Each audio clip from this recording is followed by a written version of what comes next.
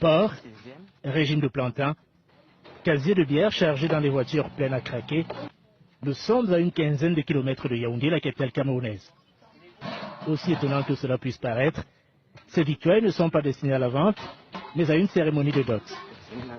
Voici le fiancé, un employé forestier de 30 ans. Il lui a fallu près de 4 ans pour offrir tout ceci à sa belle famille. Ça m'a pris au moins 3 ans pour arriver à collectionner toutes ces choses. Au près, ça a coûté 2 500 000. 2 500 000 francs CFA, près de 4 000 euros, dans un pays où le salaire minimum est de 36 000 francs CFA, soit 54 euros. Une dizaine de kilomètres plus loin, nous voici dans la concession de la belle famille. Ah, c'est mon beau-père, hein? Le futur gendre et surtout sa dot reçoivent un accueil chaleureux. À la nuit tombée, la cérémonie de dot peut commencer et avec elle, le supplice du fiancé représenté par un chef de famille plutôt fataliste. La loi au Cameroun nous dit qu'on ne doit pas doter une femme à plus d'1,5 million. Peu importe, quand tu es fier de ce que tu as, même si ça arrive à 4 ou 5 millions, tu peux quand même faire. Après quelques passes d'armes, première épreuve pour Joseph, reconnaître sa fiancée parmi les jeunes femmes cachées sous un drap. Le fiancé se trompe 3 fois sur sa future promise. À chaque échec, il paye une amende. Enfin la délivrance et une fiancée heureuse des efforts consentis par son futur époux. C'est un preuve d'amour. Il m'a aimé, je l'aime aussi. Je peux donner à n'importe qui. Après une ultime vérification de la liste demandée, enfin détendu, le chef de famille de la fiancée peut justifier la pratique de la dot. C'est symbolique chez nous, les petits, que la famille, tout le monde sache que cette fois-ci, la fille, s'il ne t'appartient plus, ça appartient déjà à une autre famille. Au final, Joseph, qui a célébré le mariage civil 48 heures après la dot, aura dépensé plus de 4 millions de francs CFA pour vivre pleinement son idylle avec sa compagne de 10 ans.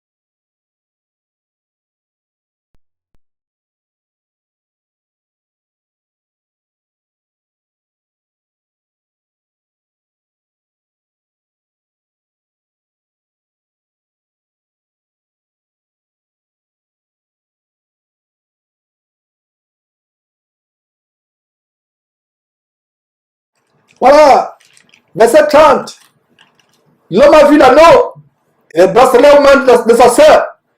Il n'a pas commencé à se lécher les babines. Il a dit, ah, Rebecca nous amène un homme riche. Oh, parents chrétiens proxénètes, qui livrez vos enfants à la prostitution. Je ne parle pas des gens du dehors. La Bible dit pour les gens du dehors, Dieu les juge. Il y a des gens qui disent que vous jugez derrière Jésus-Christ TV. Allez lire 1 Corinthiens chapitre 5. Nous jugeons les gens du dedans.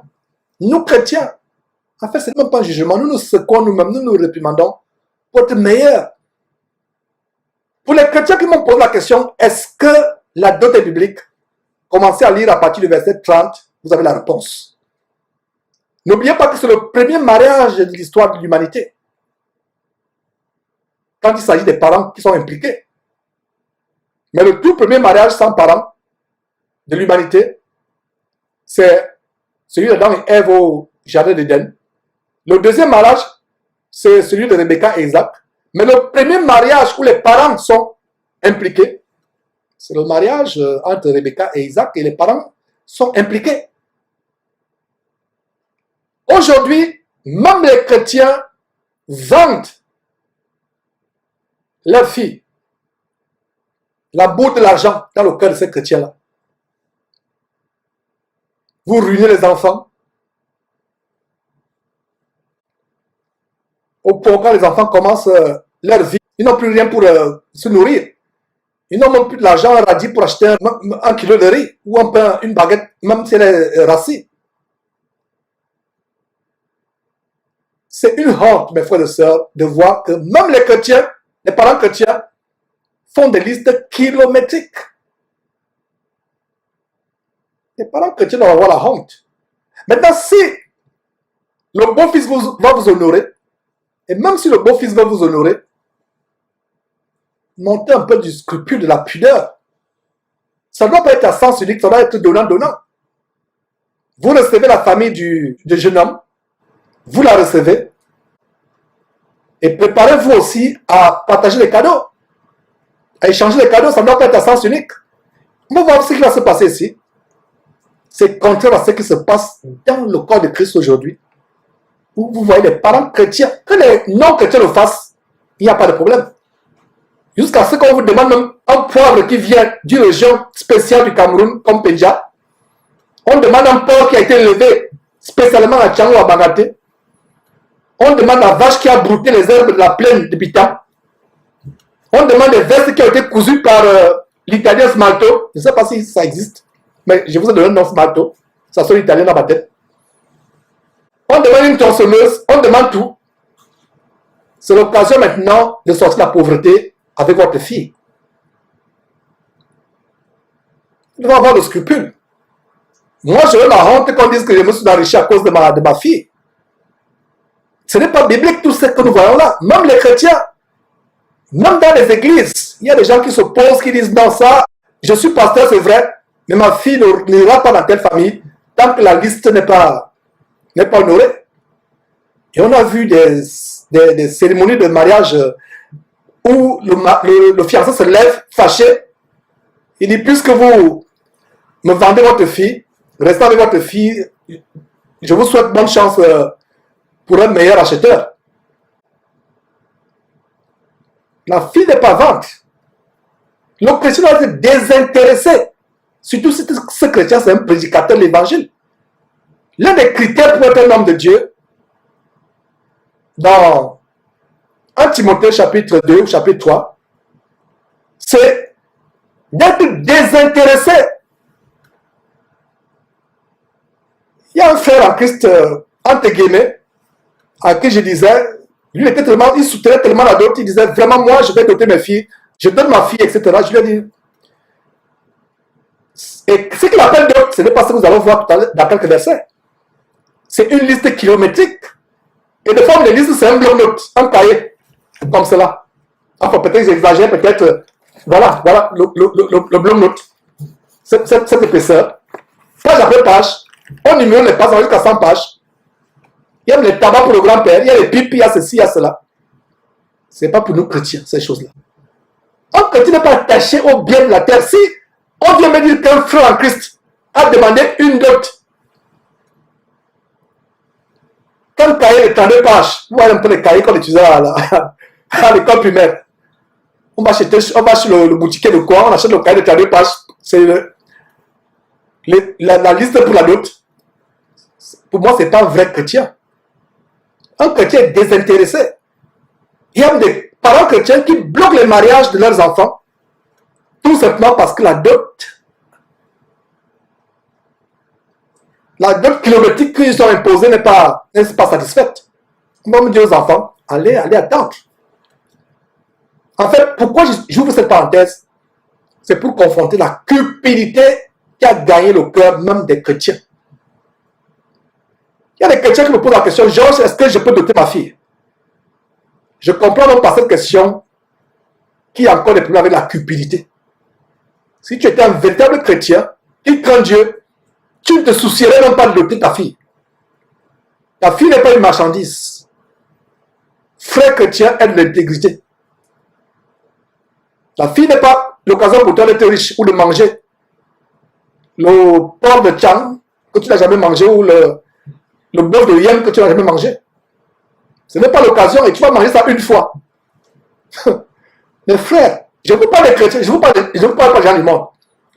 N'imitons pas les coutumes des nations, imitons la parole de Dieu. Il y a des frères, qu'est-ce qu'on me dit? Mais Georges, je suis dans une famille quand même. Comment on dit mes frères? Mes frères ont doté leur fille, j'ai mangé. Et moi, tu ne veux pas qu'ils mangent aussi? C'est l'occasion pour toi d'enseigner la parole de Dieu à tes frères. De dire que, pourquoi avez-vous mis la cupidité dans votre cœur? Pourquoi vous attachez-vous au bien de la terre? Et beaucoup de frères en Christ ne m'aiment pas quand ils disent ces choses. Même toi qui me suis là, peut-être, tu dis, Georges, là, je suis d'accord avec toi, je suis d'accord avec toi. Ne sois pas d'accord avec moi, sois d'accord avec la parole de Dieu. Montre-moi dans quelle Bible on a vu quelqu'un le cœur rempli de cupidité qui demande une dot démesurée. Quelqu'un va me dire, mais Saül a demandé 100 plus pour la dot de la femme de David. Je vais te répondre, voir comment Saül est fini. Donc tu veux imiter Saül, imite aussi Saül jusqu'à la fin, qui est parti invoquer une magicienne pour lui faire paraître du séjour des morts le cadavre de Samuel. Tu vas imiter Samuel, imite Samuel jusqu'au bout. Imite Samuel jusqu'au bout, imite Samuel jusqu'au bout. Il y a une question d'une sœur. Selon les coutumes africaines, les oncles prennent des décisions concernant la dot de la nièce. Très bonne question. C'est là où les parents chrétiens doivent prendre position dans leur famille. Même si on vous déteste, il n'y a pas de problème. Il y a mes frères au Cameroun, peut-être qu'ils écoutent cette émission en direct ou en différé, ils l'écouteront plus tard. Il dit, chers frères du Cameroun, mes filles ne seront jamais dotées. Je vous le dis déjà clairement. Donc, ne dites pas que j'ai mangé la dot de votre fille.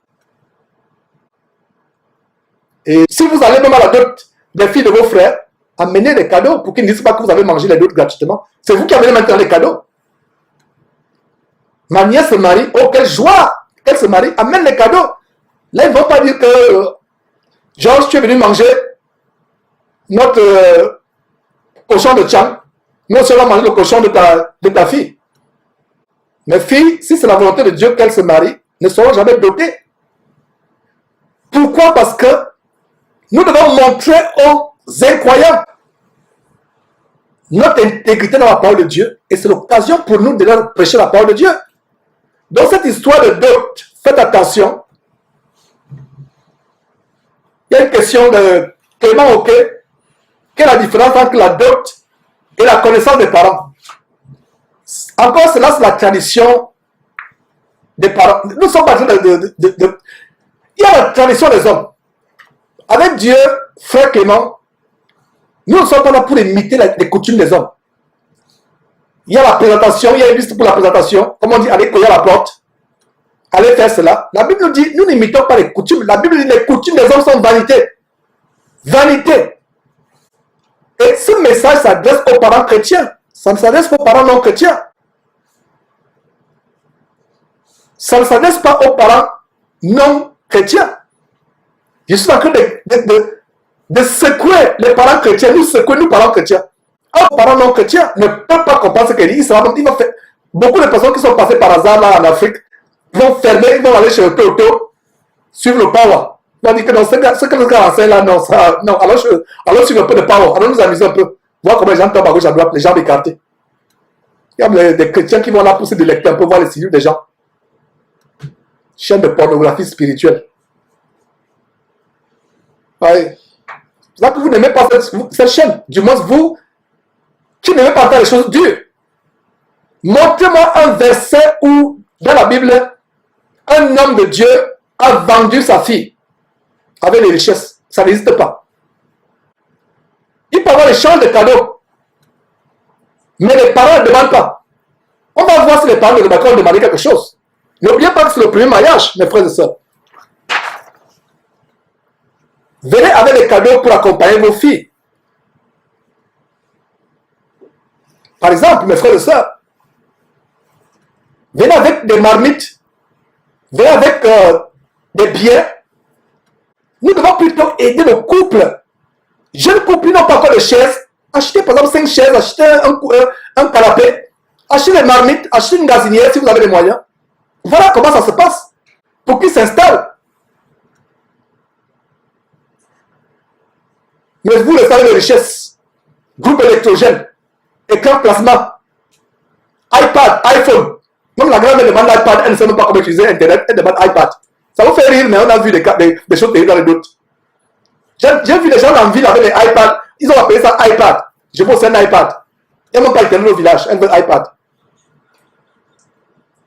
Les enfants s'appauvrissent, vous le savez, toute la richesse dans la maison, et ils vont se marier. Chrétien, tu dois avoir honte si tu fais de telles choses. Toi et ton épouse, vous avez fait votre vie. Vous savez, même si vous n'êtes pas riche, vous avez du moins une chaîne dans la maison, une marmite. Les enfants vont se marier. Laissez-les aller se marier. Si vous pouvez les aider, aidez-les. iPad, iPhone, télévision plasma, groupe électrogène, et ça reste chez vous. Les enfants vont ruiner. Est-ce l'amour? C'est terrible. Nous, chrétiens, ne devons pas avoir part à ces choses. Nous ne devons pas avoir part à ces choses. Donc, la question du frère Clément, des présentations, la dot, aller courir la porte, le mariage, c'est un homme et une femme qui décident de vivre comme mari et femme avec l'approbation des parents. Et la dot est symbolique. Et les parents chrétiens, ce n'est pas eux de demander la dot. Un parent chrétien qui craint Dieu ne demandera pas la dot. Il ne demande pas la dot. On va voir si les parents de Rebecca ont demandé la dot. Voilà notre exemple. Parce que j'ai eu cette conversation avec des frères en Christ. Hein? Des frères en Christ. Apparemment, vous connaissez même qu'ils sont matures dans la parole de Dieu. Mais à un moment, vous rendez compte que il y a un problème. Ils ont encore l'attachement dans le monde. J'ai eu cette conversation avec des frères. C'est pour ça que j'insiste. Et vous savez, quand tu es chrétien, il n'y a pas de débat. Maintenant, faire un débat sur la dot. Il y a des églises où on fait le débat sur la dot. Non, la Bible est là. Vous avez un débat de quoi?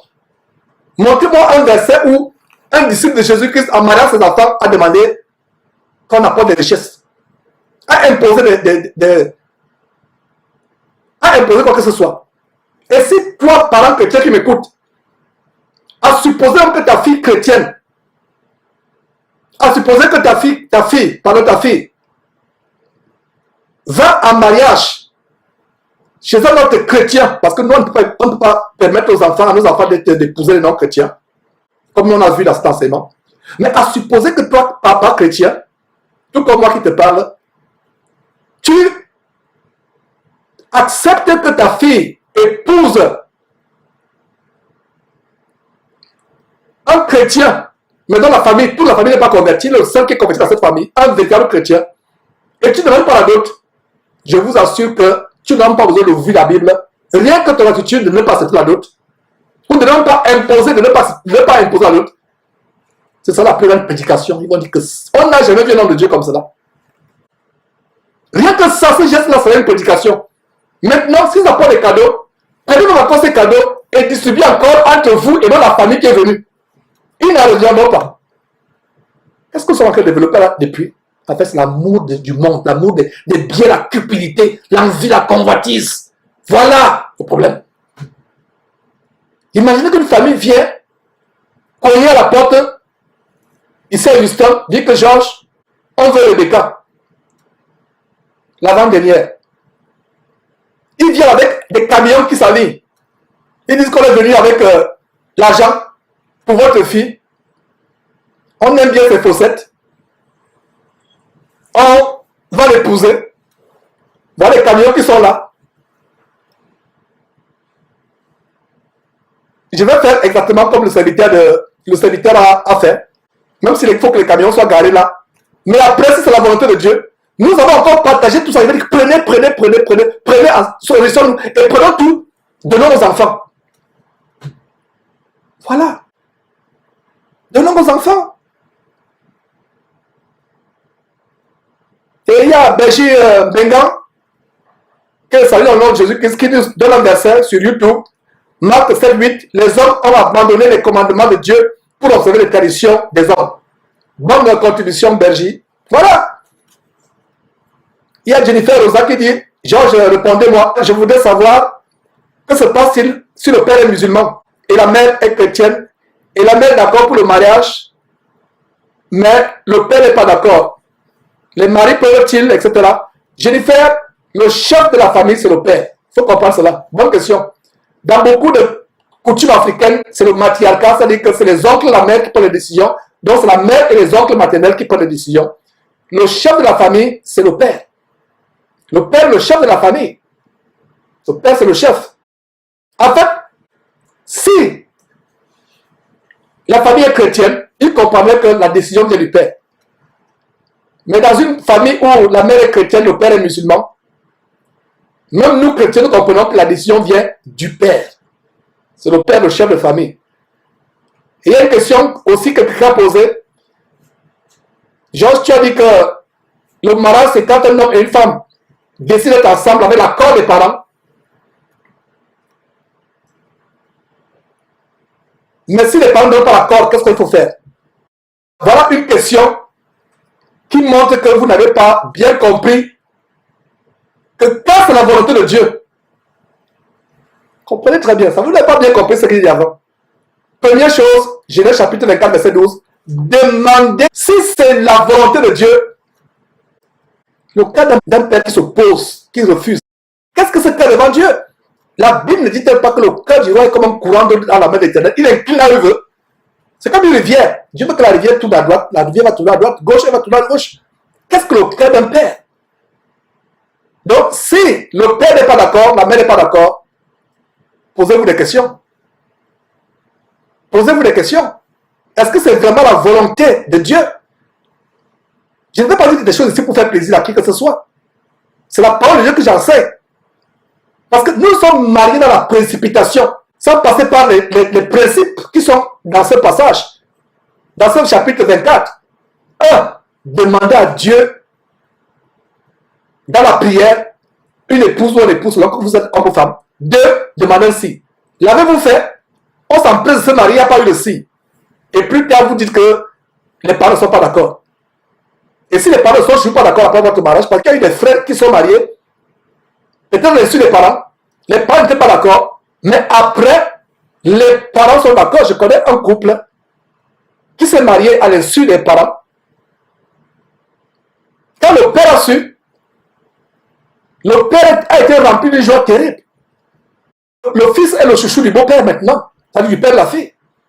Voilà un signe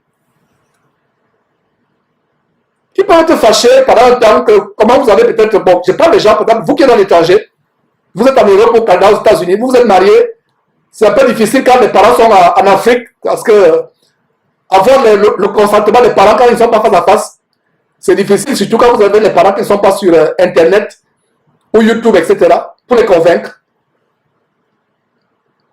Même si par le passé, vous avez commis l'erreur de vous marier sans avoir l'accord des parents, assurez-vous que par la suite, les parents vont donner leur accord. Mais s'ils ne donnent toujours pas leur accord, il y a un problème. Maintenant, ça remonte à ce que j'ai dit. Est-ce que c'est vraiment la volonté de Dieu que vous soyez mariés? Parce que c'est la volonté de Dieu, même si vous êtes mariés, même s'il n'y avait pas l'accord avant, si c'est la volonté de Dieu, plus tard, ils vont donner leur accord. Et c'est même un signe de Dieu que vraiment, ils ont donné leur accord. Donc, nous étions sur la dot. La dot, c'est qu'on appelle dot, la dot. En Afrique, les Africains disent dot. Les Français disent dot, les Africains disent la dot. Mes frères, un chrétien véritable ne va pas vendre sa fille. Si les parents du garçon qui viennent épouser, qui viennent prendre votre fille en mariage, amènent 10 conteneurs de vivre le bien, qu'ils soient choqués par votre caractère chrétien. Ne vous empressez pas seulement, c'est seulement les Bibles que vous dites, vous brandissez, vous êtes chrétien. Montrez que vous êtes chrétien dans les attitudes. Cette famille qui vit avec leur enfant chrétien, épousez votre fils, s'ils ne sont pas chrétiens, ils seront choqués, scandalisés positivement, ils seront vraiment éperlués, stupéfaits, disent qu'on n'a jamais vu un homme comme celui-là qui est détaché des biens de la terre. Le problème de la dot en milieu chrétien est lié à la cupidité de certains frères. Les frères qui ont compris la parole de Dieu, la doctrine de Jésus-Christ, ne vendront pas leur enfant, leur fille, n'accepteront pas des dons exubérantes. On va voir les parents de Rebecca qui n'ont rien demandé. Vous ne demandez pas. Mais si quelqu'un vient vous donner, il y a un frère qui m'a dit, mais Georges, maintenant si quelqu'un met des conteneurs pour ta fille, les enfants ils commencent leur vie, ils ont besoin des meubles, ils ont besoin d'un réchaud pour leur cuisine, des marmites, ils ont besoin de ça, ils ont besoin de commencer leur famille. Ils ont plus besoin des choses que nous. Mon épouse et moi, on a eu la grâce, par nos emplois, de pouvoir avoir les choses nécessaires pour notre vie. Et même au-delà, les jeunes enfants, ils commencent à perdre leur vie. C'est le mauvais cœur de la méchanceté. C'est même la sorcellerie. Que les non-chrétiens fassent cela, qu'ils le fassent.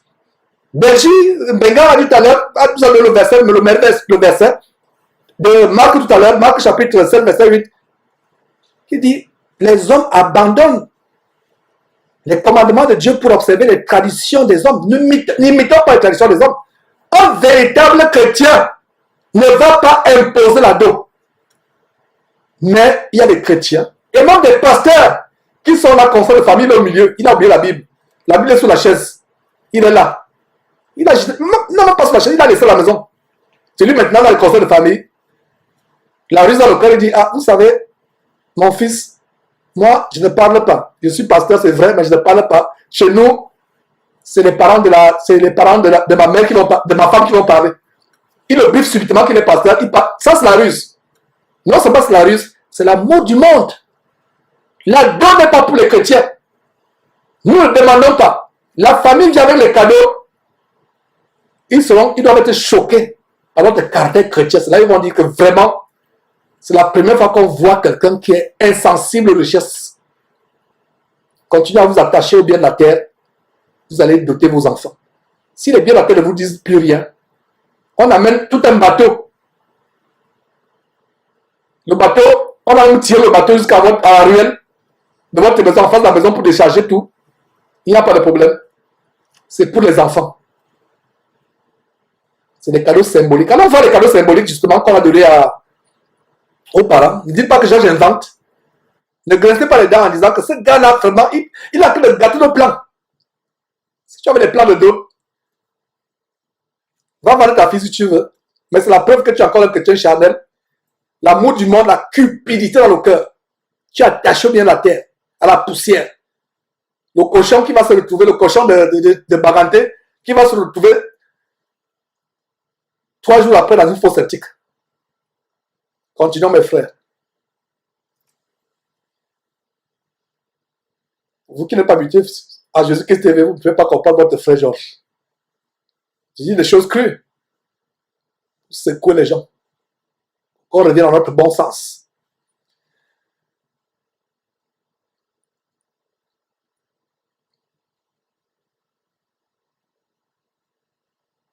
Nous étions à quel verset? Je suis perdu un peu là. Verset 37, c'est ça? Verset 30. Voilà. Donc, Laban avait vu l'anneau. Et Laban avait... On va voir comment Laban va vouloir tricher Jacob. Malgré le fait que Laban avait dans le cœur de vouloir abuser les gens. Mais même là, il comprend que non. Ça, c'est le mariage, ça n'a rien à voir. C'est vrai que plus tard, il y a des gens qui vont me dire, mais Georges, Laban a imposé une terrible dot à Joseph, à Jacob. Pendant 14 ans, Jacob sera à son service. 7 ans pour Rachel, 7 ans pour Léa. Il y a des gens qui vont me dire. Mais plus tard, vous allez voir que Laban avait aussi des gris-gris pour invoquer ses dieux, ses téraphins. Vous avez déjà la réponse, n'est-ce pas? Donc Laban n'était pas dans la volonté de Dieu. Donc n'imitez pas les gens qui ont des téraphins sur lesquels ils invoquent des divinités étrangères. C'est les gens comme ça que vous voulez imiter. Imitez Abraham. Et vous comprenez que le mariage entre Rebecca et Isaac était un mariage selon Dieu. Parce que Laban, qui plus tard impose 14 ans de servitude à Jacob, 7 ans pour Léa, 7 ans pour Rachel, c'est Laban ici, n'impose rien. Est-ce que vous comprenez, mes frères et sœurs? Quand le mariage est approuvé par Dieu, selon les voies de Dieu, vous allez même dans une famille, la famille ne vous demande rien. Maintenant, c'est à vous d'honorer les parents. Mais il y a des chrétiens là qui sont chiches. Comment on dit au Cameroun? Chiche, qui veut dire égoïste. Oui, égoïste, effectivement, qui vont dire ah, Georges, c'est bien ce que tu dis, donc je n'ai même plus besoin de sortir l'argent pour aller honorer mes beaux-parents. Non. On a vu Abraham, suivons aussi l'exemple d'Abraham, qui lui-même se prépare. Honorer vos parents, n'allez pas les mains vides. Les parents ne vous ont rien demandé. Un parent chrétien ne devra rien vous demander. Mais vous, en tant que chrétien, en rendant visite à votre beau-père, vous n'allez pas aller les mains vides. Est-ce que vous comprenez? C'est un détail aussi que j'allais oublier. Mais je vais entendu ce que j'ai précisé cela. Honorer père et mère. Cette femme-là qui va te procurer du plaisir, de donner des enfants plus tard, elle vient d'une famille. Tu dois honorer ses parents. Toi-même, tu dois te proposer. Même s'ils ne sont pas chrétiens. Même si moi, je dis, Georges, je n'imposerai jamais le dos pour mes filles. Mais si quelqu'un vient avec des choses pour m'honorer, je vais tout simplement dire, ça c'est pour les enfants. Et si c'est tellement excessif, partagez ça à ceux qui sont venus. Si c'est la nourriture, vous mangez ensemble. Vous vous réjouissez ensemble. Donc, nous étions sur la dot. La dot, c'est qu'on appelle dot, la dot. En Afrique, les Africains disent dot. Les Français disent dot, les Africains disent la dot. Mes frères, un chrétien véritable ne va pas vendre sa fille. Si les parents du garçon qui viennent épouser, qui viennent prendre votre fille en mariage, amènent 10 conteneurs de vivre le bien, qu'ils soient choqués par votre caractère chrétien. Ne vous empressez pas seulement, c'est seulement les Bibles que vous dites, vous brandissez, vous êtes chrétien. Montrez que vous êtes chrétien dans les attitudes. Cette famille qui vit avec leur enfant chrétien, épouser votre fils, s'ils ne sont pas chrétiens, ils seront choqués, scandalisés positivement, ils seront vraiment éperlués, stupéfaits, disent qu'on n'a jamais vu un homme comme celui-là, qui est détaché des biens de la terre. Le problème de la dot en milieu chrétien est lié à la cupidité de certains frères. Les frères qui ont compris la parole de Dieu, la doctrine de Jésus-Christ, ne vendront pas leur enfant, leur fille, n'accepteront pas des dons exubérantes. On va voir les parents de Rebecca qui n'ont rien demandé. Vous ne demandez pas. Mais si quelqu'un vient vous donner, il y a un frère qui m'a dit, mais Georges, maintenant si quelqu'un met des conteneurs pour ta fille, les enfants ils commencent leur vie, ils ont besoin des meubles, ils ont besoin d'un réchaud pour leur cuisine, des marmites, ils ont besoin de ça, ils ont besoin de commencer leur famille. Ils ont plus besoin des choses que nous. Mon épouse et moi, on a eu la grâce, par nos emplois, de pouvoir avoir les choses nécessaires pour notre vie. Et même au-delà, les jeunes enfants, ils commencent à perdre leur vie. C'est le mauvais cœur de la méchanceté. C'est même la sorcellerie. Que les non-chrétiens fassent cela, qu'ils le fassent. Benji, Benga a dit tout à l'heure, vous avez le verset de Marc tout à l'heure, Marc chapitre 7, verset 8, qui dit, les hommes abandonnent les commandements de Dieu pour observer les traditions des hommes. N'imitons pas les traditions des hommes. Un véritable chrétien ne va pas imposer la dos.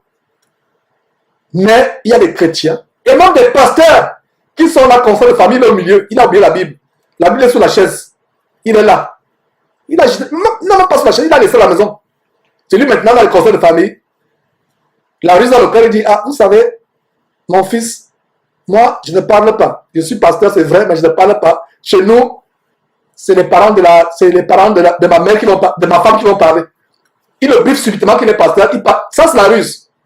Non, c'est pas la ruse, c'est l'amour du monde. La donne n'est pas pour les chrétiens. Nous ne demandons pas. La famille vient avec les cadeaux. Ils doivent être choqués par notre caractère chrétien. C'est là ils vont dire que vraiment, c'est la première fois qu'on voit quelqu'un qui est insensible aux richesses. Continuez à vous attacher au bien de la terre. Vous allez doter vos enfants. Si les biens de la terre ne vous disent plus rien, on amène tout un bateau. Le bateau, on a même tiré le bateau jusqu'à la ruelle de votre maison, en face de la maison pour décharger tout. Il n'y a pas de problème. C'est pour les enfants. C'est des cadeaux symboliques. Alors on fait les cadeaux symboliques justement qu'on a donné aux parents. Ne dites pas que j'invente. Ne grincez pas les dents en disant que ce gars-là, vraiment, il a que le gâteau de plan. Si tu avais les plans de dos, va vendre ta fille si tu veux. Mais c'est la preuve que tu es encore un chrétien charnel. L'amour du monde, la cupidité dans le cœur. Tu attaches bien la terre, à la poussière. Le cochon qui va se retrouver, le cochon de Baganté, qui va se retrouver 3 jours après dans une fosse septique. Continuons mes frères. Vous qui n'êtes pas habitués à Jésus-Christ TV, vous ne pouvez pas comprendre votre frère Georges. Je dis des choses crues.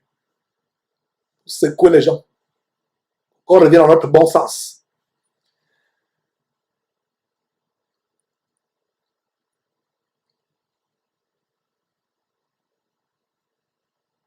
Nous étions à quel verset? Je suis perdu un peu là. Verset 37, c'est ça? Verset 30. Voilà. Donc, Laban avait vu l'anneau. Et Laban avait... On va voir comment Laban va vouloir tricher Jacob. Malgré le fait que Laban avait dans le cœur de vouloir abuser les gens. Mais même là, il comprend que non. Ça, c'est le mariage, ça n'a rien à voir. C'est vrai que plus tard, il y a des gens qui vont me dire, mais Georges, Laban a imposé une terrible dot à Joseph, à Jacob. Pendant 14 ans, Jacob sera à son service. 7 ans pour Rachel, 7 ans pour Léa. Il y a des gens qui vont me dire. Mais plus tard, vous allez voir que Laban avait aussi des gris-gris pour invoquer ses dieux, c'était la fin. Vous avez déjà la réponse, n'est-ce pas? Donc Laban n'était pas dans la volonté de Dieu. Donc n'imitez pas les gens qui ont des téraphins sur lesquels ils invoquent des divinités étrangères. C'est les gens comme ça que vous voulez imiter. Imitez Abraham. Et vous comprenez que le mariage entre Rebecca et Isaac était un mariage selon Dieu. Parce que Laban, qui plus tard impose 14 ans de servitude à Jacob, 7 ans pour Léa, 7 ans pour Rachel, c'est Laban ici, n'impose rien. Est-ce que vous comprenez, mes frères et sœurs? Quand le mariage est approuvé par Dieu, selon les voies de Dieu, vous allez même dans une famille, la famille ne vous demande rien. Maintenant, c'est à vous d'honorer les parents. Mais il y a des chrétiens là qui sont chiches. Comment on dit au Cameroun? Chiches, qui veut dire égoïste. Oui, égoïste, effectivement, qui vont dire ah, Georges, c'est bien ce que tu dis, donc je n'ai même plus besoin de sortir l'argent pour aller honorer mes beaux-parents. Non. On a vu Abraham, suivons aussi l'exemple d'Abraham, qui lui-même se prépare. Honorer vos parents, n'allez pas les mains vides. Les parents ne vous ont rien demandé. Un parent chrétien ne devra rien vous demander. Mais vous, en tant que chrétien, en rendant visite à votre beau-père, vous n'allez pas aller les mains vides. Est-ce que vous comprenez? C'est un détail aussi que j'allais oublier. Mais je vais encore de ce que j'ai précisé cela. Honorer père et mère. Cette femme-là qui va te procurer du plaisir de donner des enfants plus tard, elle vient d'une famille. Tu dois honorer ses parents. Toi-même, tu dois te proposer. Même s'ils ne sont pas chrétiens. Même si moi, je dis, Georges, je n'imposerai jamais le dos pour mes filles. Mais si quelqu'un vient avec des choses pour m'honorer, je vais tout simplement dire, ça c'est pour les enfants. Et si c'est tellement excessif, partagez ça à ceux qui sont venus. Si c'est la nourriture, vous mangez ensemble. Vous vous réjouissez ensemble. Mes frères et sœurs, il y a même des parents qui mettent le mariage en suspens. Ils prennent le mariage en otage. Ils disent que tant que la robe qu'on a demandé, la télévision qu'on a demandé, le groupe électrogène qu'on a demandé n'est pas encore acheté, nous mettons en suspens. Le mariage est pris en otage. C'est comme cela kidnapper quelqu'un, on demande la rançon, venez payer avant qu'on libère. Donc le mariage est devenu une rançon, on kidnappe le mariage, on dit venez d'abord payer, on met en suspens. Mes frères et sœurs, ça c'est pas pour nous les chrétiens. En fait, pour le monde, c'est ok. C'est ok, c'est leur coutume, c'est leur coutume. Nous, quand notre coutume aujourd'hui, c'est la Bible notre coutume. Est-ce que vous comprenez, chers chrétiens, que la coutume devient ta Bible? La Bible devient ta coutume. Voilà, c'est simple. Maintenant, si vous ne comprenez pas que la Bible est votre coutume, allez embrasser les coutumes des hommes et vous serez dessus. Épousez des véritables chrétiennes ou chrétiens selon que vous êtes homme ou femme. N'épousez pas une femme musulmane. Vous aurez les coutumes de cette femme musulmane. Et pour des enfants qui sont véritables chrétiens, mais venant des familles où les parents ne sont pas chrétiens, c'est encore beaucoup plus compliqué. Il y a eu des cas où les chrétiens témoignent, dit que vraiment, on a imploré les parents, on leur a dit que nous sommes chrétiens, nous aimerons que les cérémonies où les gens dansent, où les gens font des invocations aux divinités, aux défunts. Il y a des mariages où, avant de commencer à boire, on prend une damigeonne de vin de 2 litres de vin rouge ou de vin de palme, on commence à verser pour les gens qui sont morts. Et vous êtes chrétiens, vous assistez à ces choses-là. C'est-à-dire que c'est toute cette tradition-là, et beaucoup de chrétiens, vraiment, assistent à cette tradition. Moi, ça me ferait mal d'assister à un mariage où je suis en train de me marier quand je n'étais pas encore marié, et on a que de verser le vin à la coupe pour les morts qui sont morts dans la famille. Pour qui meurent d'abord avant nous. Je serais peut-être sur le point de déchirer mes habits et de sortir en courant. À un moment, votre intégrité dans la foi, votre fermeté doit montrer à mener les parents à comprendre qu'avec vous, il faut bien respecter votre foi chrétienne. Et là, j'évoque un peu le côté des cérémonies. Je vais évoquer plus tard, en profondeur plus tard, plaise à Dieu. Mais ces cérémonies rituelles, il y a des danses d'invocation aux divinités des parents, des danses d'invocation aux morts, et vous assistez à ces choses, c'est dangereux, c'est grave. Donc, avant le mariage, si le fiancé et la fiancée sont des chrétiens, je pense qu'il faudrait d'abord prier Dieu véritablement et rencontrer vos parents et leur dire que vous êtes chrétien et vous n'aimerez pas qu'on associe les choses païennes, des rituels ésotériques dans votre mariage. Et c'est compliqué parce que les parents vont vous dire que vous êtes chrétien, mais nous avons une famille et la famille élargie. Et si vous êtes encore en Afrique, c'est beaucoup plus grave. Heureux êtes-vous, vous qui êtes européens ou américains. Parce qu'en Afrique encore, c'est grave. On n'épouse pas seulement quelqu'un, c'est toute sa famille que vous épousez. Et non seulement la famille, c'est les traditions que vous épousez. Ça devient beaucoup plus compliqué. Ça devient beaucoup plus compliqué. Je ne sais pas si on peut continuer, s'il y a Des questions? Je vais... Donc, si on verset 30, voilà, verset 30, et si on peut évoluer, on tourne en rond depuis un certain temps, mais c'est pas mauvais. C'est bon parce qu'il faut vraiment asseoir. C'est les questions que beaucoup de gens posent. Et je ne savais pas que cette émission allait prendre cette tournure. Je pensais que c'était seulement l'enseignement. Mais je pense qu'il faut répondre à ces questions. Voilà. Verset 33. Puis, il lui servit à manger et dit, je ne mangerai point avant d'avoir dit ce que j'ai à dire, dit Laban. Verset 34. Alors, il dit, je suis serviteur d'Abraham. L'Éternel a comblé de bénédictions mon Seigneur qui est devenu puissant. Ah, c'est un parent chrétien. Ah, il est puissant. Ah, la là sera.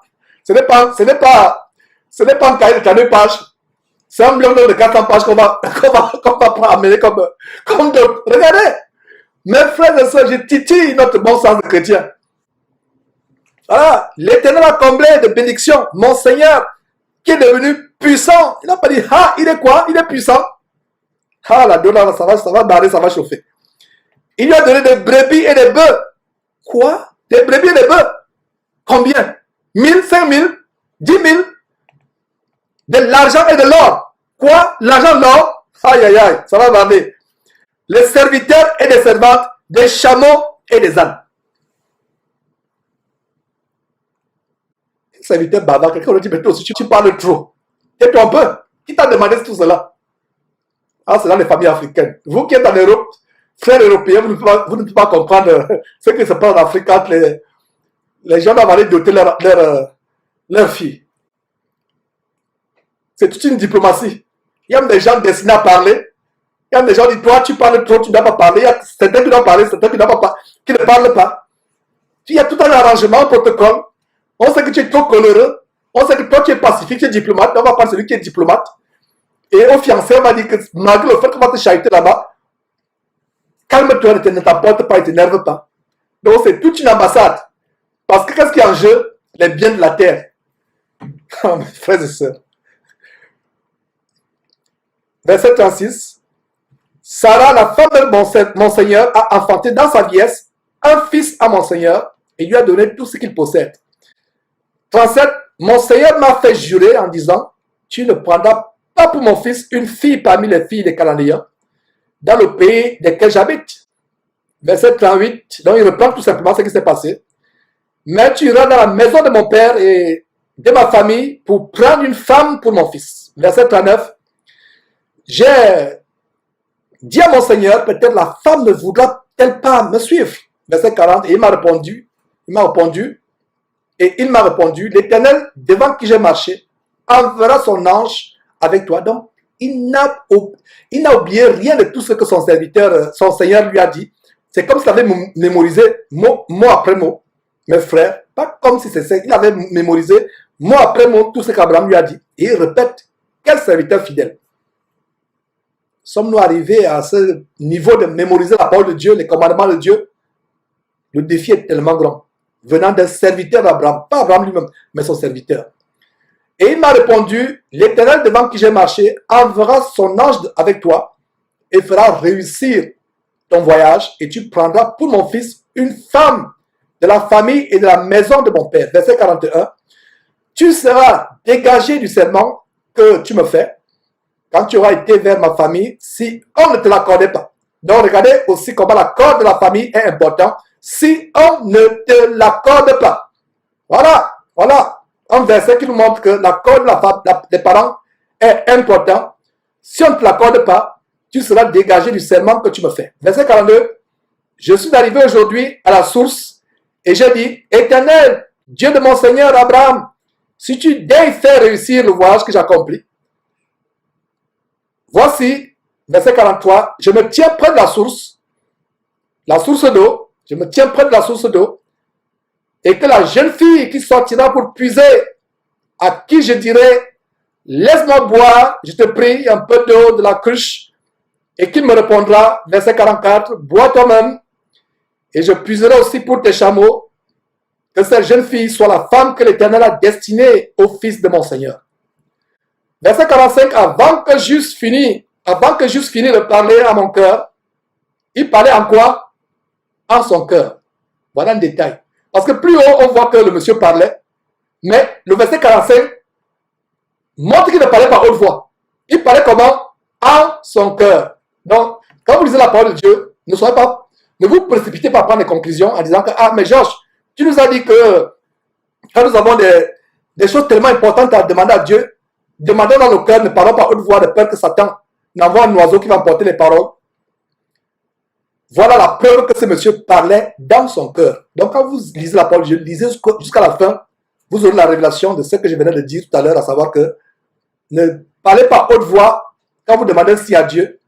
Satan qui a écouté votre parole, votre prière peut venir vous donner le signe et vous allez croire que ça vient de Dieu.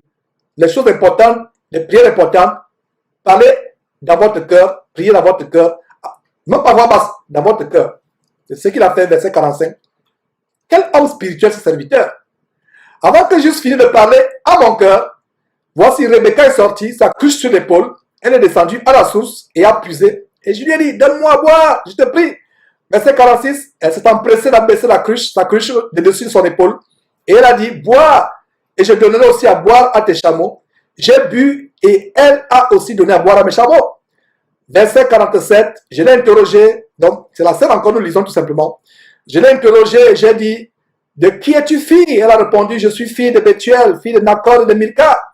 J'ai mis l'anneau à son nez et les bracelets à ses mains. Verset 48, puis je me suis incliné et prosterné devant l'Éternel. Et j'ai béni l'Éternel, le Dieu de mon Seigneur Abraham, qui m'a conduit fidèlement afin que je prisse ou que je prenne la fille du frère de mon Seigneur pour son fils. Verset 49. Et maintenant, si vous voulez user de bienveillance et de fidélité envers mon Seigneur, déclarez-le-moi. Sinon, déclarez-le-moi et je me tournerai à droite ou à gauche. C'est-à-dire pour retourner vers son maître Abraham.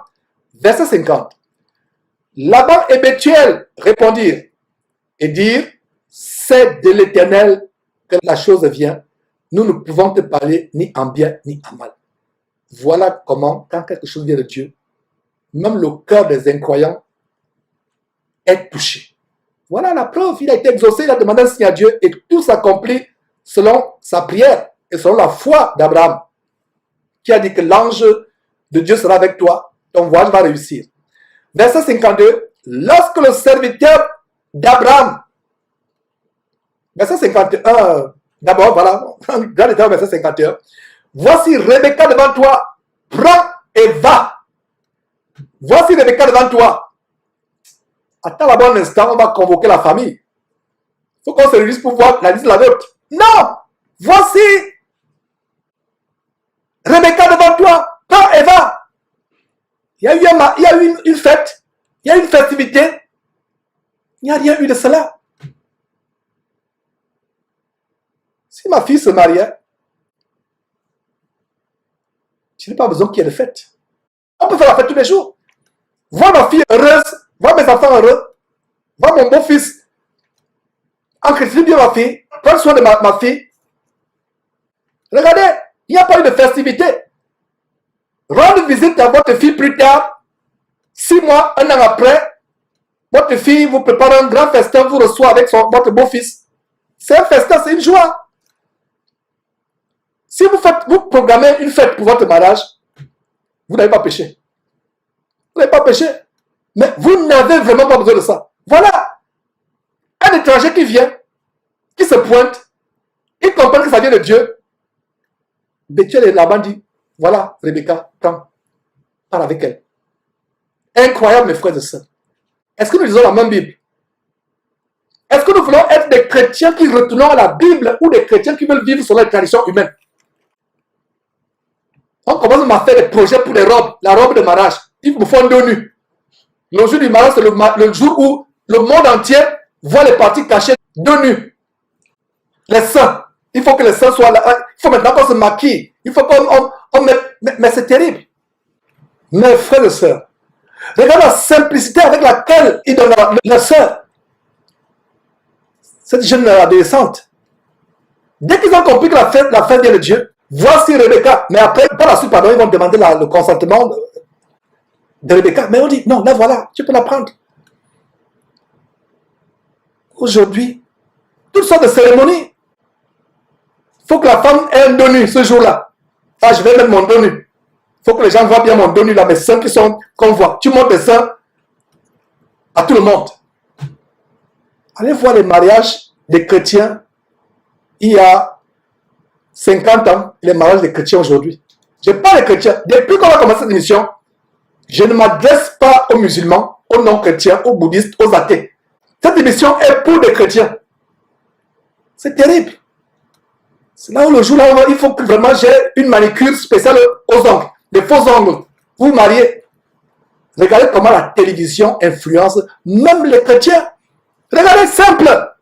Lorsque le serviteur lui a entendu ces paroles, le verset 51 d'abord, voici Rebecca devant toi, prends et va. Prends et va. Quelqu'un vient à des centaines et centaines de kilomètres, vous ne connaissez pas l'étranger, dit prends, va. Et qu'elle soit la femme du fils de ton Seigneur, comme l'Éternel t'a dit. Verset 52. On ne verra pas par la suite, pardon. On ne verra pas par la suite qu'ils ont appelé les gens du quartier, commencé à taper les tam-tams, les balafons ou mettre la musique pour venir manger. C'était tellement simple. Le but de cet enseignement aussi, mes frères et sœurs, c'est pour nous amener, nous chrétiens, à nous débarrasser du monde. Beaucoup de choses que je dis aujourd'hui sont scandalisantes pour les chrétiens qui ont du mal à se séparer des traditions et des coutumes du monde. Mais pour un chrétien qui suit la parole de Dieu, il n'y a pas de problème. Regardez, voici Rebecca devant toi. Le premier mariage de l'humanité qui implique les familles. Voilà comment il se passe. Frères chrétiens, sœurs chrétiennes, voilà comment le mariage se passe. Si tu veux faire le mariage des enfants. Même les mariages chrétiens, il y a quelques années, ici à Houston, j'ai été invité à un mariage de chrétiens. Les parents du côté de la fille et du côté du père sont chrétiens. Mais il n'y avait rien de chrétien. Depuis l'organisation jusqu'à la soirée. On fait semblant de mettre des musiques religieuses. Après, c'est toutes sortes de... permettez-moi l'expression de saloperie. Musicales et autres. On fait plaisir aux amis du monde. Pour nous chrétiens, on n'a plus des amis. Il n'y a pas de dire que mes collègues ou mes amis ou les gens de la famille. Non.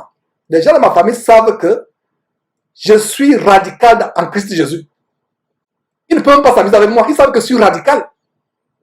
Dans mon décès de ma mère il y a quelques mois, environ 6 mois quand ma mère est décédée, j'ai eu une confrontation avec ma soeur, mais elle a compris que ce frère-là, lui, c'est un vendu à Jésus-Christ. Le cercle doit être ceci, la robe doit être cela, il faut qu'il y ait un chapeau. Je lui ai fait un cours biblique ce jour-là. Elle a regretté de m'avoir appelé. On doit faire ceci. La banderole doit être... On parle aujourd'hui de dons. Les adieux plus tard, on parlera aussi des funérailles des chrétiens. Il faut une banderole. Il faut ceci, il faut cela. Le tape à l'œil. Un chrétien ne fait pas le tape à l'œil. Même les musulmans nous dépassent. Quand tu meurs, c'est fini. Tu meurs, c'est fini. Qu'est-ce qu'il y a? Moi, Georges, parmi l'équipe de Jésus qui est avec qui actuellement au studio, il y a mon épouse qui est à côté, qui entend, qui suit depuis le studio.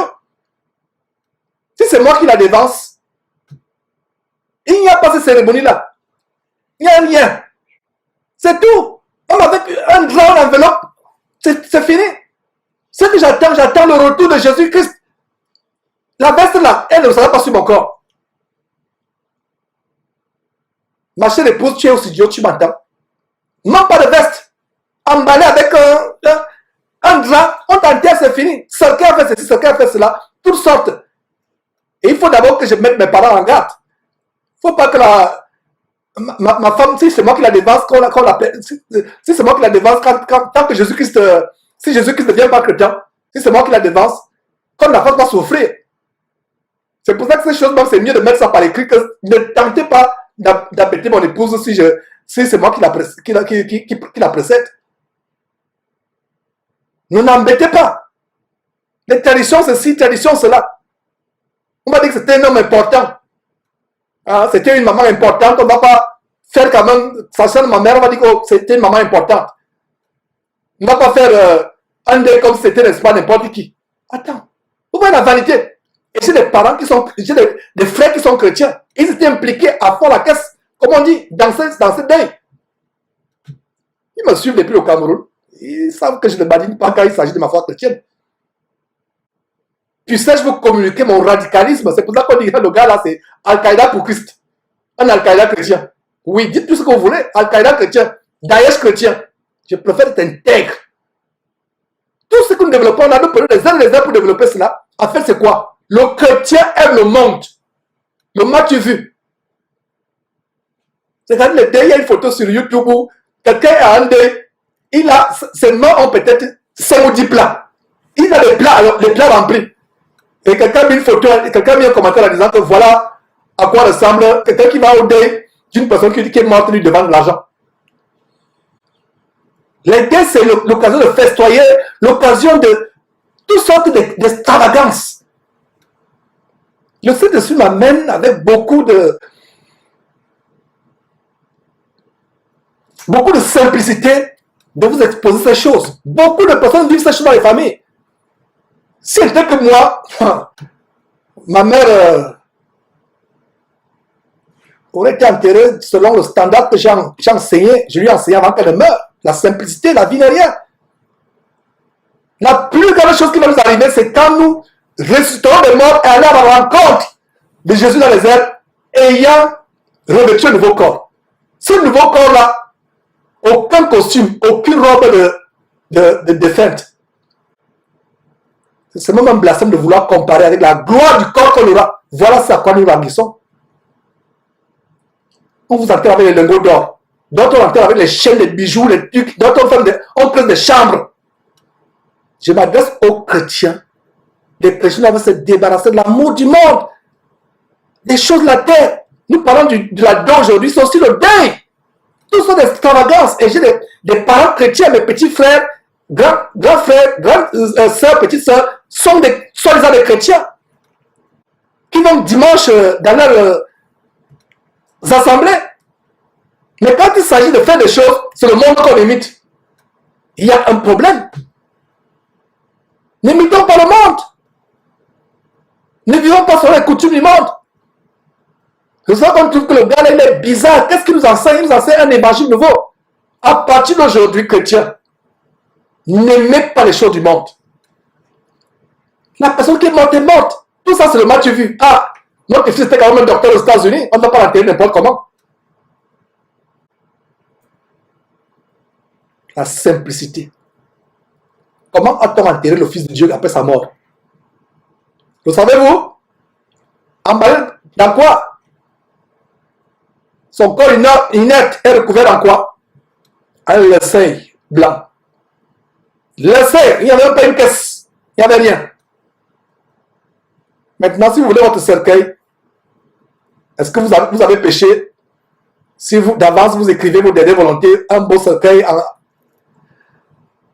en zinc ou en bronze ou en cuivre ou en or, ce n'est que la manifestation de l'amour du monde. Vous n'avez pas compris que rien, cette terre-là. Le meilleur cercueil en bois qui plus tard sera rongé par les vers. C'est la demeure des vers de terre. Même si vous mettez comme les gens de plus en plus, le caveau est bétonné, cimenté, vous ne pouvez pas mettre ça à l'abri des eaux de pluie. Ils vont s'infiltrer, il y a la poussière. Vous ne pouvez pas mettre à l'abri. Même si vous serez comme à un moment, il peut y avoir un éboulement de terre plus tard. Un éboulement de terre peut faire que même ce caveau que vous avez fait s'ouvre. Et même le ciment. Regardez des maisons, même une maison que vous construisez, une maison en béton. À un moment, il y a des fissures, je ne sais pas comment on dit, en anglais on dit crack. Des fissures au mur. Même le caveau que vous avez, la personne est en béton armé, il y aura des fissures. Ces fissures, l'eau va entrer. Et si l'eau commence à entrer, l'eau va entraîner la terre, la boue et tout, et tout. Tout ça, c'est zéro, c'est rien. L'amour du monde. Regardez, verset 51, on dit, voici Rebecca, devant toi, prends Eva. Qu'elle soit la femme du fils de ton Seigneur. Il n'y a pas eu de bonbons. Il n'y a pas eu de fête. On n'a pas festoyé. Soyons simples. Si c'est la volonté de Dieu que mes enfants se marient,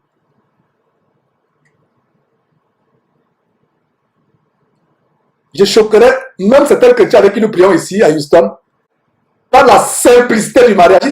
Et c'est même pas la première fois qu'on choque, les gens me disent, mais non, là vous exagérez quand même.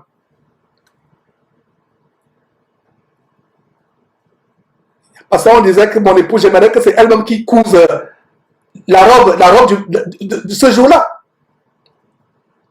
Et si c'est elle qui doit couvrir sa robe, elle n'est pas une couturière professionnelle, donc imaginez-vous la robe simple que la fille aura ce jour-là.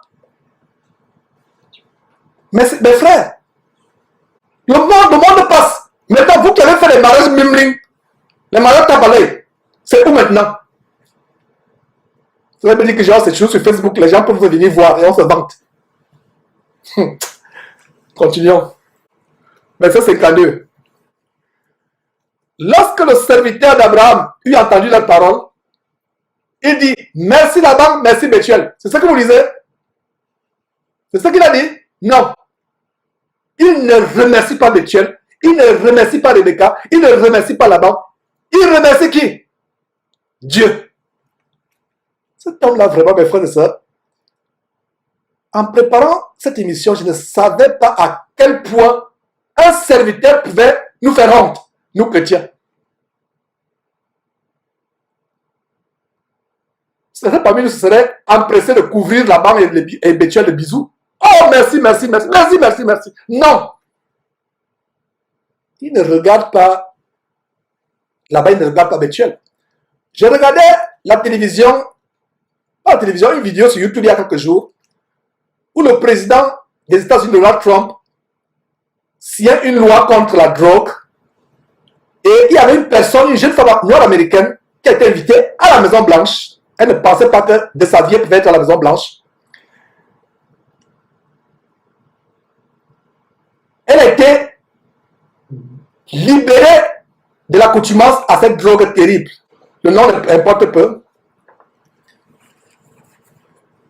On me dit du côté de la régie que c'est opioïde, effectivement. Opioïde. Elle a été délivrée de la drogue et le président et tout son staff et les grandes firmes pharmaceutiques voulaient prendre le crédit, voulaient faire comme si c'est eux qui étaient derrière sa délivrance. La femme est venue, elle a commencé par remercier Dieu qui l'a délivré de l'accoutumance de cette drogue. Elle a fini et à la fin, le président est venu l'interrompre. On l'a poussé, on l'a mis à côté. Le président est venu l'interrompre très diplomatiquement. À même temps que ça m'a affligé de voir comment on stoppe une femme à la Maison Blanche qui rend grâce à Dieu. Ce n'était que Dieu. Elle n'a même pas dit merci au président. Elle n'a pas dit merci aux institutions qui l'ont encadré. Elle a dit, je remercie Dieu qui m'a sauvé de la voie de la mort, qui a coupé l'accoutumance à la drogue. Elle a commencé par cette parole.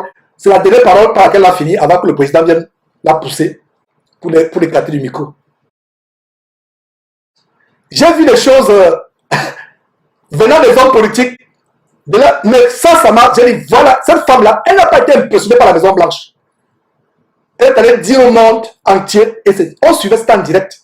Il y a des élections dans quelques semaines, donc tout ce qui concerne Donald Trump, c'est presque toute l'Amérique qui suit. Donc toute l'Amérique la suivait, je la suivais, c'était en live. Elle est venue rendre grâce à Dieu publiquement. Toutes les télévisions américaines et même du monde transmettaient cela en direct. J'aime la chair de plomb, je vous parle de ça.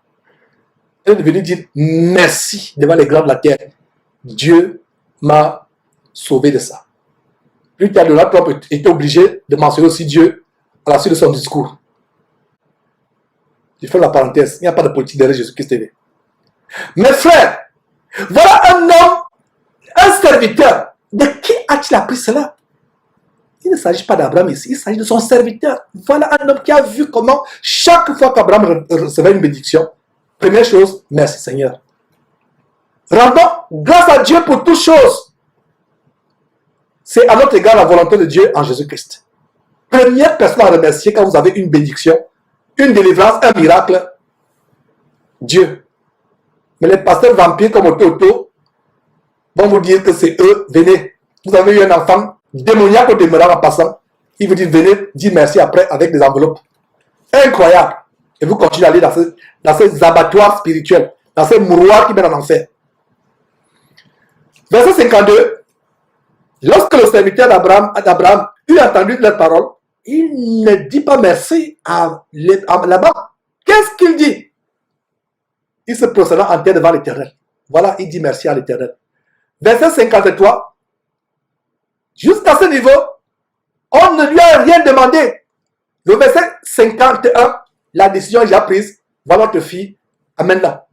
Maintenant, c'est le serviteur lui-même qui sort les objets d'argent, des objets d'or et des vêtements qu'il donna à Rebecca. Il donna à qui? À Rebecca. Oh, parents chrétiens. Si d'autres il y a, c'est pour les gens qui se marient. Parce que quand Rebecca devait aller avec ses objets, ça devait être les objets pour son ménage, son foyer avec Isaac. Regardez les détails. Il donna à qui? À Rebecca. Il y a des familles où on ruine le fiancé. Ils partent, on ne leur donne rien, même pas une aiguille. On avoue que chrétien qui continue à faire ces choses. Voilà comment il sort des choses. Il donne d'abord à qui? À Rebecca. Il fit aussi de riches présents à son frère et à sa mère. De riches présents. On lui a demandé quelque chose? Non. Je vous pose une question, vous qui me suivez. S'il n'avait pas donné ces choses, ça aurait causé un problème à leur mariage? Non, puisque au verset 51, il leur avait déjà dit. Voilà, prends et va. Donc ça veut dire que la mère et le frère sont même surpris. Ils sont surpris. Ils ne s'attendaient pas à voir tout cela. Mais qu'est-ce qu'ils ont fait aux serviteurs la veille? Ils ont logé ces chameaux, les serviteurs, leur ont donné à manger, leur ont donné de l'eau pour se laver. Mes frères, si un chrétien me pose encore, qui a suivi cette enseignement, me pose encore la question sur la dos, quelqu'un ici à Houston qui se disait un chrétien, j'ai eu une vive discussion avec lui. Il n'est plus avec nous à Houston. J'ai eu une vive discussion sur la dos. À un moment, il dit, bon Georges, si toi tu ne vas pas doter tes filles, ça c'est ton problème. C'était une vive discussion. Et j'ai aussi eu des lettres venant des églises de Côte d'Ivoire avec le frère Tébéli. Ce débat a été aussi soulevé aussi à Abidjan. Les frères d'Abidjan ont écrit par l'entremise du frère Tébéli à l'exemple, disent que mais vraiment frère, nous sommes divisés ici sur le sujet là-dedans. Avons-nous plusieurs Bibles ou avons-nous une seule Bible? Voilà la Bible. Voilà la Bible. Et le serviteur sortit des objets d'argent, des objets d'or et des vêtements qu'il donna à Rebecca. Il fit aussi de riches présents à son frère et à sa mère. Verset 54. Après quoi, il mangeait et but. Voilà. Il mangeait et but, lui et les gens qui étaient avec lui. Et quand il dit qu'il mangeait et but, ne me dites pas que Georges, voilà, tu as dit qu'il n'y avait pas de fête. Voilà la fête. Non. Ils sont dans la maison. Ils ont mangé, ils ont bu. On n'est pas allé chercher un prêtre du coin pour venir d'abord le bénir avant de partir. Quand vous, fiancés, futurs mari et femme, vous remettez votre mariage à Dieu, vous recevez la bénédiction directement de Dieu par son Fils Jésus-Christ. Vous n'avez pas besoin qu'un homme vous impose les mains. Et vous voyez ces photos sur YouTube, comme je le disais tantôt. Le pasteur impose les mains. La femme s'accroupit, se met à genoux devant le pasteur, son visage au niveau du public du pasteur, le visage de la femme. Même l'image, même insolite. Insolite. Pour vous montrer que, vraiment, qu'est-ce qui arrive aux chrétiens? En fait, il y a des gens qui disent, Georges, vraiment, on sent que tu es irrité. Ça m'irrite, parce qu'ils me disent, frère, lisons la Bible. Lisons la Bible. Ils ne mangeaient pas parce qu'il y a une fête. Et il n'y a rien de mentionné ici qu'ils sont allés voir un prêtre maintenant pour bénir. Après quoi, ils mangeaient et burent, lui et les gens qui étaient avec lui. Et ils passèrent la nuit. Le matin, quand ils furent levés, le serviteur dit, laissez-moi retourner vers mon Seigneur. Verset 55, le frère et la mère dirent, on t'a donné notre fille hier, mais on a réfléchi la nuit. La dos n'était pas suffisante. Ce que tu t'as donné là vraiment, en fait, il faut qu'on te donne une dos. C'est ça que vous lisez. J'espère que vous avez la bonne Bible 8 secondes. Ce n'est pas ça que vous lisez. Ce qui est écrit, c'est quoi? Le frère et la mère dirent, que Que la jeune fille reste avec nous quelque temps encore, une dizaine de jours, ensuite tu partiras. Tu partiras. Il n'y a pas de dot, il n'y a pas de cérémonie, il n'y a rien. Verset 56, il a répondu, ne me retardez pas, puisque l'Éternel a fait réussir mon voyage. Laissez-moi partir et que j'aille vers mon Seigneur. Mes frères et sœurs, la question qu'on peut se poser, pourquoi le serviteur n'a pas attendu 10 jours? C'est tout à fait légitime que les parents restent encore avec leur fille. D'ailleurs, ils ne vont plus la voir jusqu'à sa mort. Ils ne vont plus la voir. Pourquoi ils ne restent pas 10 jours encore? En raisonnant ainsi, on peut dire que le serviteur aussi, quel empressement, quel zèle. Mais vous allez comprendre que ce zèle n'est pas par hasard. Oh, la régie. Nous avons un problème technique, mes frères et sœurs. Je pense qu'on va l'arranger d'ici un mois, ce problème d'interruption tous les 20 minutes. Il n'y a pas de problème. On va continuer dans quelques secondes.